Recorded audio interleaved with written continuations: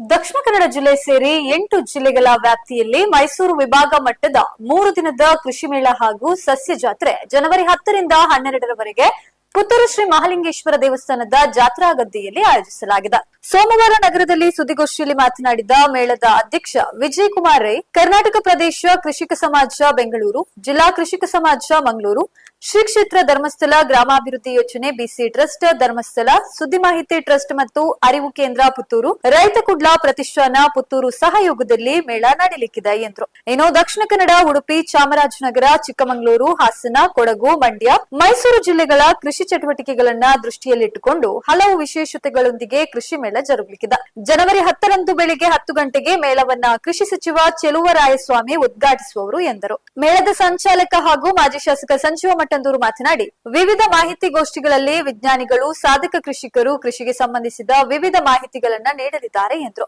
ಜಿಲ್ಲಾ ಕೃಷಿಕ ಸಮಾಜದ ಕಾರ್ಯಾಧ್ಯಕ್ಷ ಪದ್ಮನಾಭ ರೈ ಕಲ್ಲಡ್ಕ, ಪ್ರಧಾನ ಕಾರ್ಯದರ್ಶಿ ಕುಸುಮಾಧರ್ ಏಟಿ, ಪ್ರಧಾನ ಕಾರ್ಯದರ್ಶಿ ರಾಕೇಶ್ ರೈ ಕಡೆಂಚಿ, ಕೃಷಿ ಇಲಾಖೆ ಜಂಟಿ ನಿರ್ದೇಶಕ ಹೊನ್ನಪ್ಪ ಜಿಗೌಡ ಉಪಸ್ಥಿತರಿದ್ದರು. ಕೃಷಿ ಸಂಬಂಧಿತ 200 ಸ್ಟಾಲ್ಗಳು ಈ ಮೇಳದಲ್ಲಿ ಭಾಗವಹಿಸುತ್ತವೆ. ಅದರೊಟ್ಟಿಗೆ ಜಾನುವಾರು ಪ್ರದರ್ಶನ ಕೂಡ ಈ ಮೇಳದಲ್ಲಿ ನಡೆಯಲಿದೆ.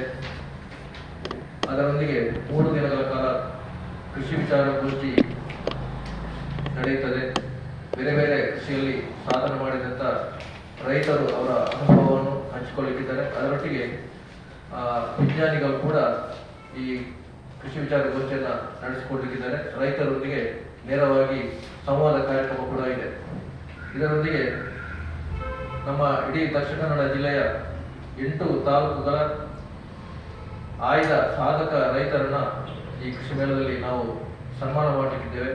ಅದರೊಂದಿಗೆ 8 ತಾಲೂಕುಗಳಿಂದ ಆಯ್ದ ಕೃಷಿ ಕೂಲಿ ಕಾರ್ಮಿಕರನ್ನು ಕೂಡ ಈ ಕೃಷಿ ಮೇಳದಲ್ಲಿ ನಾವು ಸನ್ಮಾನಿಸಲಿಕ್ಕಿದ್ದೇವೆ. ಅದರೊಂದಿಗೆ ಕೃಷಿ ಸಲಕರಣೆಗಳನ್ನು ಉತ್ಪಾದಿಸುವಂತ 3 ಜನ ಆಯ್ದ ಉದ್ಯಮಿಗಳಿಗೆ ಈ ಸಂದರ್ಭದಲ್ಲಿ ನಾವು ಸನ್ಮಾನ ಮಾಡಲಿಕ್ಕಿದ್ದೇವೆ. ಅದರೊಟ್ಟಿಗೆ ಜಿಲ್ಲಾ ಕೃಷಿಕ ಸಮಾಜವನ್ನು ದೀರ್ಘಕಾಲದಿಂದ ಪ್ರತಿನಿಧಿಸುತ್ತಿರುವಂತ ಈಗ ಪ್ರಸ್ತುತ ನಮ್ಮ ಪದಾಧಿಕಾರಿ ಇರುವಂತ 4 ಜನ, ಅಂದರೆ ವಿಶೇಷವಾಗಿ ನಮ್ಮ ಮಾಜಿ ಅಧ್ಯಕ್ಷರಾದ ಸಂಪತ್ ಸಾಮ್ರಾಜ್ಯ ಮೂಡಬಿದ್ರೆಯವರು, ರಾಜ ಪೂಜಾರಿ ಬೆಳ್ತಂಗಡಿಯವರು, ಬಸವನಾಭ ಕಲ್ಲಡ್ಕ ಬಂಟ್ವಾಳದವರು, ಕೃಷ್ಣರಾಜ್ ಹೆಗಡೆ ಇವರು ಮೂಡಬಿದ್ರೆಯವರು, ಈ 4 ಜನರನ್ನ ಹಿರಿಯ ವ್ಯಕ್ತಿಗಳನ್ನ ಈ ಕೃಷಿ ಮೇಳದಲ್ಲಿ ನಾವು ಗೌರವಿಸುವಂತ ಕಾರ್ಯಕ್ರಮ ಕೂಡ ಇದೆ. ನಿರಂತರವಾಗಿ 3 ದಿನ ಕೂಡ ಸಂಜೆ ಹೊತ್ತಿಗೆ ಸಾಂಸ್ಕೃತಿಕ ಕಾರ್ಯಕ್ರಮ ಜರಗಲಿಕ್ಕಿದೆ. ನಮ್ಮ ಕರ್ನಾಟಕ ಪ್ರದೇಶ ಕೃಷಿಕ ಸಮಾಜದ ಅಧ್ಯಕ್ಷರು, ಕರ್ನಾಟಕ ಸರ್ಕಾರದ ಕೃಷಿ ಮಂತ್ರಿಗಳಾದಂಥ ಸನ್ಮಾನ್ಯ ಶ್ರೀ ಚೆಲುವರಾಯಸ್ವಾಮಿ ಅವರು ಈ ಕಾರ್ಯಕ್ರಮವನ್ನು ಉದ್ಘಾಟನೆ ಮಾಡಲಿಕ್ಕಿದ್ದಾರೆ. ಹಾಗೆ ಕರ್ನಾಟಕ ಪ್ರದೇಶ ಕೃಷಿಕ ಸಮಾಜದ ಆಡಳಿತಾಧ್ಯಕ್ಷರಾದ ನಗರದ ಮಹಾದೇವ ಅವರು ಕೂಡ ಈ ಕಾರ್ಯಕ್ರಮದಲ್ಲಿ ಭಾಗವಹಿಸಲಿಕ್ಕಿದ್ದಾರೆ. ಹಾಗೂ ನಮ್ಮ ಜಿಲ್ಲೆಯ ಎಲ್ಲ ಜನಪ್ರತಿನಿಧಿಗಳು ಹಾಗೂ ನಮ್ಮ ಕೃಷಿಗೆ ಸಂಬಂಧಪಟ್ಟ ಸಂಸ್ಥೆಗಳ ಅಧ್ಯಕ್ಷರುಗಳು, ನಿರ್ದೇಶಕರುಗಳು ಈ ಕಾರ್ಯಕ್ರಮದಲ್ಲಿ ಭಾಗವಹಿಸಲಿಕ್ಕಿದ್ದಾರೆ. ಈ ಕಾರ್ಯಕ್ರಮಕ್ಕೆ ತಾವು ಹೆಚ್ಚಿನ ಪ್ರಚಾರವನ್ನು ಕೊಟ್ಟು ಈ ಕಾರ್ಯಕ್ರಮಕ್ಕೆ ಯಶಸ್ಸಿಗೆ ತಾವೆಲ್ಲ ನಮ್ಮೊಂದಿಗೆ ಸಹಕರಿಸಬೇಕಾಗಿ ತಮ್ಮಲ್ಲಿ ಈ ಅಧ್ಯಕ್ಷರ ನೆಲೆಯಲ್ಲಿ ವಿನಂತಿಯನ್ನು ಮಾಡಿಕೊಳ್ಳುತ್ತಾ ಮುಂದೆ ನಮ್ಮ ಪ್ರಧಾನ ಕಾರ್ಯದರ್ಶಿಯವರು ವಿಸ್ತಾರವಾಗಿ ಈ ಕಾರ್ಯಕ್ರಮದ ಬಗ್ಗೆ ತಿಳಿಸುತ್ತಾರೆ.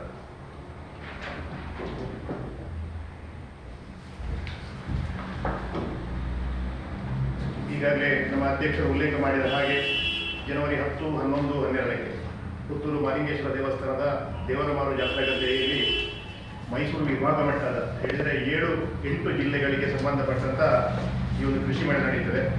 ದಕ್ಷಿಣ ಕನ್ನಡ, ಚಾಮರಾಜನಗರ, ಚಿಕ್ಕಮಗಳೂರು, ಹಾಸನ, ಕೊಡಗು, ಮಂಡ್ಯ, ಮೈಸೂರು ಮತ್ತು ಉಡುಪಿ ಜಿಲ್ಲೆಗಳಿಗೆ ಸಂಬಂಧಪಟ್ಟಂಥ ಕೃಷಿ ಮೇಳ ಸಸ್ಯದ ಜಾತ್ರೆ ಇದು. ಕರ್ನಾಟಕ ಪ್ರದೇಶ ಕೃಷಿಕ ಸಮಾಜ ಇರುವಂಥದ್ದು ಕರ್ನಾಟಕ ಸರ್ಕಾರದ ಕೃಷಿ ಇಲಾಖೆಯ ಅಧೀನದಲ್ಲಿ ಬರುವಂಥದ್ದು. ಅದರ ಅಧ್ಯಕ್ಷರು ಯಾರು ಕೃಷಿ ಸಚಿವರಾಗಿರ್ತಾರೆ ಅವರು ಅದರ ಅಧ್ಯಕ್ಷರಾಗಿರ್ತಾರೆ ಮತ್ತು ನಿರ್ದೇಶಕರು ಒಬ್ಬ ಕೃಷಿ ಸಚಿವರು ನಾಮಿನೇಟ್ ಮಾಡಿದಂಥ ಒಬ್ಬ ನಿರ್ದೇಶಕರು ಒಬ್ಬ ಆಡಳಿತ ಅಧ್ಯಕ್ಷರಾಗಿ ಕೆಲಸವನ್ನು ಮಾಡ್ತಾರೆ. 1918ರಲ್ಲಿ ಕರ್ನಾಟಕ ಪ್ರದೇಶ ಕೃಷಿಕ ಸಮಾಜ ಪ್ರಾರಂಭ ಆಗಿತ್ತು ಮತ್ತು 1940ರಲ್ಲಿ ಸೊಸೈಟಿ ಆಕ್ಟ್ಗಳ ಪ್ರಕಾರವಾಗಿ ನೋಂದಣಿ ಆಗಿ ಪ್ರತಿ ಜಿಲ್ಲೆಯಲ್ಲಿ ಜಿಲ್ಲಾ ಸಮಿತಿ ಘಟಕ ಇರುತ್ತದೆ. ಪ್ರತಿ ತಾಲೂಕಲ್ಲಿ ತಾಲೂಕು ಕೃಷಿಕ ಸಮಾಜ ಇರ್ತದೆ. ನಮ್ಮ ಜಿಲ್ಲೆಯಲ್ಲಿ 7 ತಾಲೂಕು ಕೃಷಿಕ ಸಮಾಜಗಳಿದೆ. ಅದರಿಂದ 2 ಅಧ್ಯಕ್ಷರು ಮತ್ತು ಜಿಲ್ಲಾ ಪ್ರತಿನಿಧಿ ಅಂತೇಳಿ ಜಿಲ್ಲೆಗೆ ಹೋದ 14 ಜನರಲ್ಲಿ ಪುನಃ ಜಿಲ್ಲೆಯ ಒಂದು ಸಮಿತಿ ಆಯ್ಕೆ ಆಗುತ್ತೆ. ಅಧ್ಯಕ್ಷರು, ಉಪಾಧ್ಯಕ್ಷರು, ಪ್ರಧಾನ ಕಾರ್ಯದರ್ಶಿ, ಕೋಶಾಧಿಕಾರಿ ಮತ್ತು ರಾಜ್ಯ ಪ್ರತಿನಿಧಿ ಅಂತೇಳಿ.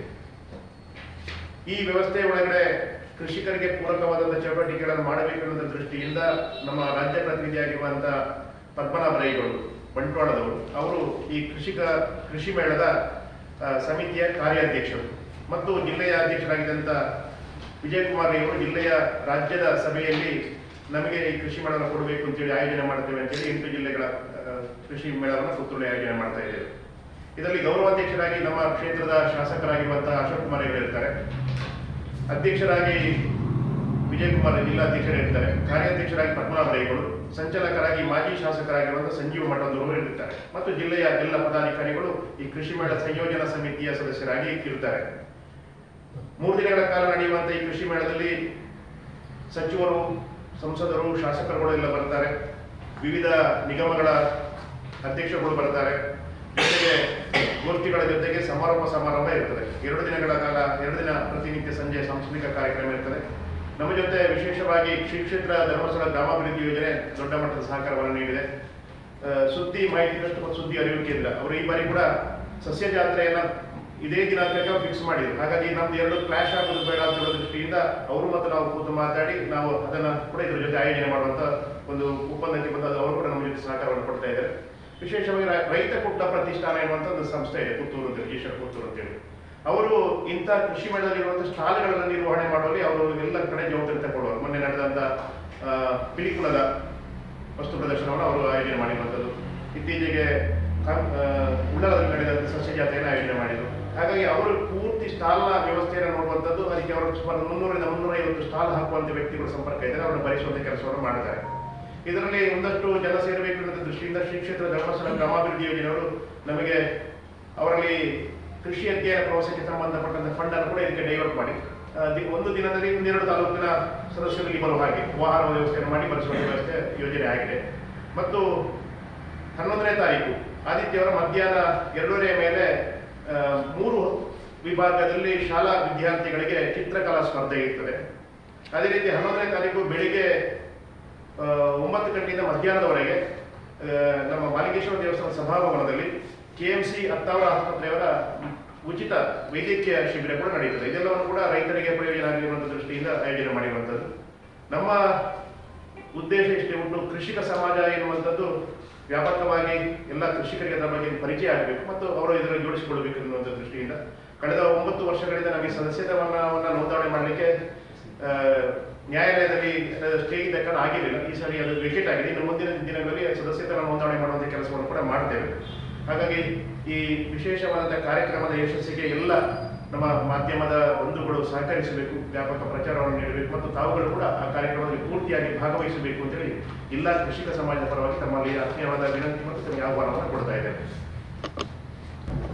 ಈಗ ನಾಳೆ ಕೃಷಿ ಇಲಾಖೆ ಹಾಗೂ ಕೃಷಿಕ ಸಮಾಜ ಇದು ಜಂಟಿಯಾಗಿ ಬೆಳಿಗ್ಗೆ 8:30 ಗಂಟೆಗೆ ವಾಕಾಥಾನ್ ಅಂತ ಒಂದು ಕಾರ್ಯಕ್ರಮ, ಇಲಾಖೆಯ ಕಾರ್ಯಕ್ರಮ ಹಾಗೂ ಈ ಕೃಷಿ ಮೇಳದ ಪ್ರಚಾರದ ದೃಷ್ಟಿಯಿಂದ ನಾವು ಬೆಳಿಗ್ಗೆ 8:30 ಗಂಟೆಯಿಂದ ಕೃಷಿ ಇಲಾಖೆಯ ರೈತ ಸಂಪರ್ಕ ಕೇಂದ್ರದಿಂದ ಒಂದು ನಡಿಗೆಯನ್ನ ನಮ್ಮ ಕೃಷಿ ಮೇಳ ಜರುಗುವಂತಹ ಕಾರ್ಯಕ್ರಮ ಮಾಡುವಂತ ದೇವಸ್ಥಾನದ ಗದ್ದೆಯವರೆಗೆ ಒಂದು ಬೆಳಿಗ್ಗೆ 8:30ಗೆ ವಾಕಾಥಾನ್ ಅನ್ನುವಂಥ ಒಂದು ಕಾರ್ಯಕ್ರಮ ಕೂಡ ನಾಳೆ ನಡೆಯಲಿಕ್ಕಿದೆ. ಈ ಸಂದರ್ಭದಲ್ಲಿ ಎಲ್ಲ ಪೇಟೆಯಲ್ಲಿ ನಾವು ಈ ಕಾರ್ಯಕ್ರಮದ ಕರಪತ್ರವನ್ನು ಹಂಚುವಂತ ಕೆಲಸ ಕೂಡ ನಮ್ಮ ಕಾರ್ಯಕರ್ತರು ಮಾಡಲಿಕ್ಕಿದ್ದಾರೆ. ಈ ಕಾರ್ಯಕ್ರಮದಲ್ಲೂ ಕೂಡ ತಾವು ದಯವಿಟ್ಟು ಭಾಗವಹಿಸಬೇಕಂತ ತಮ್ಮಲ್ಲಿ ವಿನಂತಿಯನ್ನು ಮಾಡ್ತೇವೆ. 8 ಜಿಲ್ಲೆಗಳಿಂದ ಕೂಡ ಜನ ಬರ್ತಾರೆ, ಪದಾಧಿಕಾರಿಗಳು ಬರ್ತಾರೆ ಮತ್ತೆ ರೈತರು ಬರ್ತಾರೆ. ಸುಮಾರು ಒಂದು 3 ದಿನಕ್ಕೆ ಒಂದು 2 ಲಕ್ಷದಷ್ಟು ಜನ ಬರಬಹುದು ಅನ್ನುವಂಥ ನಿರೀಕ್ಷೆ ಇದೆ. ಹೆಚ್ಚು ಕಡಿಮೆ ಆಗ್ಬೋದು. ಇದರಲ್ಲಿ ಫೋಕಸ್ ಯಾವುದರ ಮೇಲೆ ಅಂದರೆ ಅದಕ್ಕೆ ಟೋಟಲ್ ಕೃಷಿ ಇಲ್ಲ ಅಥವಾ ಪ್ರದರ್ಶನ? ಇಲ್ಲ, ನಾವು ಇದರಲ್ಲಿ 4 ಗೋಷ್ಠಿಗಳನ್ನು ಮಾಡ್ತೇವೆ. ವಿಶೇಷವಾಗಿ ಗೇರು ಕೃಷಿಯಿಂದ ರೈತರು ಸ್ವಲ್ಪ ಈಗ ಹಿಂದೆ ಬರ್ತಾ ಇದ್ದಾರೆ. ಅದಕ್ಕೆ ಉತ್ತೇಜನ ಕೊಡುವ ನಿಟ್ಟಿನಲ್ಲಿ ಗೇರು ಕೃಷಿಯ ಬಗ್ಗೆ ಒಂದು ಪ್ರಥಮ ದಿವಸ ನಾವು ಗೋಷ್ಠಿಯನ್ನು ಮಾಡಲಿಕ್ಕಿದ್ದೇವೆ. ಆನಂತರ ಕಾಳು ಮೆಣಸು ಹಾಗೂ ಅಡಿಕೆಯ ಬಗ್ಗೆ ಅದರ ಬಗ್ಗೆ ವಿಶೇಷವಾದ ಸಾಧನೆ ಮಾಡಿದಂಥ ಅಜಿತ್ ಪ್ರಸಾದ್ ರೈ ಮತ್ತು ಸುರೇಶ್ ಬನ್ನವರು ಇವರು ತಮ್ಮ ಅನುಭವವನ್ನು ಹಂಚಿಕೊಳ್ಳಲಿಕ್ಕಿದ್ದಾರೆ. ಅದರೊಟ್ಟಿಗೆ ವಿಜ್ಞಾನಿಗಳು ಕೂಡ ಭಾಗವಹಿದ್ದಾರೆ. ಮತ್ತೆ ಒಂದು ನಮ್ಮ ಕರಪತ್ರದಲ್ಲಿ ಮುದ್ರಣ ಆಗಲಿಲ್ಲ, ಬಿದಿರು ಕೃಷಿಯ ಬಗ್ಗೆ ಈಗ ವಿಶೇಷವಾಗಿ ಜನರು ಒಲವನ್ನು ತೋರಿಸುವಂತ ಮತ್ತು ಹೆಚ್ಚು ಲಾಭದಾಯಕ ಆಗಿರುವಂತ ಬಿದಿರು ಕೃಷಿಯ ಬಗ್ಗೆ ಕೂಡ 1 ಗಂಟೆಯ ಒಂದು ಗೋಷ್ಠಿ ಈ ಸಂದರ್ಭದಲ್ಲಿ ನಡೆಯಲಿಕ್ಕಿದೆ. ತಜ್ಞ ವಿಜ್ಞಾನಿಗಳು ಅದರಲ್ಲಿ ಭಾಗವಹಿಸ್ತಾರೆ. ಮತ್ತೆ ಭತ್ತದ ಕೃಷಿ ನಮ್ಮ ಈ ಭಾಗದಲ್ಲಿ ಭತ್ತದ ಕೃಷಿ ತುಂಬಾ ಕಡಿಮೆ ಆಗಿದೆ. ಬಹುಶಃ ಒಂದು 4-5 ವರ್ಷಗಳಿಂದ ಒಮ್ಮೆ ಅಡಿಲು ಬಿದ್ದ ಗದ್ದೆಯನ್ನ ಬೇಸಾಯ ಮಾಡುವಂತ ಒಂದು ಕೆಲಸವನ್ನ ಕೃಷಿಕ ಸಮಾಜದಲ್ಲಿ ನಾವು ಮಾಡಿದ್ದೆವು. ಈಗ ಮತ್ತೆ ಅದರಲ್ಲಿ ಸ್ವಲ್ಪ ಸ್ಥಗಿತ ಆಗಿದೆ. ಈಗ ಮತ್ತೆ ಅದಕ್ಕೆ ಉತ್ತೇಜನ ನೀಡುವಂತ ನಿಟ್ಟಿನಲ್ಲಿ ಭತ್ತದ ಕೃಷಿಯ ಬಗ್ಗೆ ಕೊನೆಯ ದಿವಸ ವಿಚಾರಗೋಷ್ಠಿ ಇದೆ. ನಿರಂತರವಾಗಿ ಸಾವಯವ ಕೃಷಿಯನ್ನು ಮಾಡ್ತಿರುವಂತಹ AP ಸದಾಶಿವ ಮರಿಕೆ ಇವರು ಈ ಭತ್ತದ ಕೃಷಿಯ ಬಗ್ಗೆ ವಿಸ್ತಾರವಾಗಿ ಮಾತಾಡ್ತಾರೆ. ಹಾಗೂ ನಮ್ಮ ಕೃಷಿ ಇಲಾಖೆಯ ಅಧಿಕಾರಿಗಳು ಕೂಡ ಈ ಗೋಷ್ಠಿಯನ್ನು ನಡೆಸಿಕೊಡ್ಲಿಕ್ಕಿದ್ದಾರೆ. ಮತ್ತೆ ಕಾಫಿ ಮತ್ತು ಹಣ್ಣಿನ ಬೆಲೆಯ ಬಗ್ಗೆ ವಿಶೇಷವಾದ ಅಂದ್ರೆ ಇತ್ತೀಚಿನ ದಿನಗಳಲ್ಲಿ ಅಡಿಕೆಗೆ ಬೇರೆ ಬೇರೆ ರೋಗಗಳು ಬರುವಂತಹ ಈ ಸಂದರ್ಭದಲ್ಲಿ ಬೇರೆ ಕೃಷಿಯತ್ತ ರೈತರು ಇವತ್ತು ಮಾಡ್ತಾ ಇದ್ದಾರೆ. ವಿಶೇಷವಾಗಿ ಕಾಫಿ ಬೆಲೆಯನ್ನ ತುಂಬಾ ರೈತರು ಮಾಡ್ತಾ ಇದ್ದಾರೆ. ಅದರ ಬಗ್ಗೆ ಕೂಡ ವಿಶೇಷವಾದಂತಹ ಒಂದು ಗೋಷ್ಠಿಯನ್ನ ಮಾಡಲಿಕ್ಕಿದ್ದೇವೆ. ಈಗಾಗಲೇ ಕಾಫಿ ಬೆಲೆಯನ್ನ ಬೆಳೆದಂತಹ ಅಜಿತ್ ಪ್ರಸಾದ್ ರೈ ಹಾಗೂ ಚಂದ್ರಶೇಖರ್ ತಾಲ್ತಾಜ್ ಇವರು ಇದರ ಬಗ್ಗೆ ತಮ್ಮ ಅನುಭವವನ್ನು ಹಂಚಿಕೊಳ್ಳಲಿಕ್ಕಿದ್ದಾರೆ. ಮತ್ತೆ ಹಣ್ಣಿನ ಬೆಲೆಯ ಬಗ್ಗೆ ಕೂಡ ನಮ್ಮ ಹಣ್ಣು ಬೆಳೆಗಾರರಾದ ಸಾದಿಕ್ ಆಕರ್ಷಣ್ ಇವರು ಈ ಬಗ್ಗೆ ತಮ್ಮ ಅನುಭವವನ್ನು ಹಂಚಿಕೊಳ್ಳಲಿಕ್ಕಿದ್ದಾರೆ. ಇದರ ಬಗ್ಗೆ ಕೂಡ ಒಂದು ಗೋಷ್ಠಿ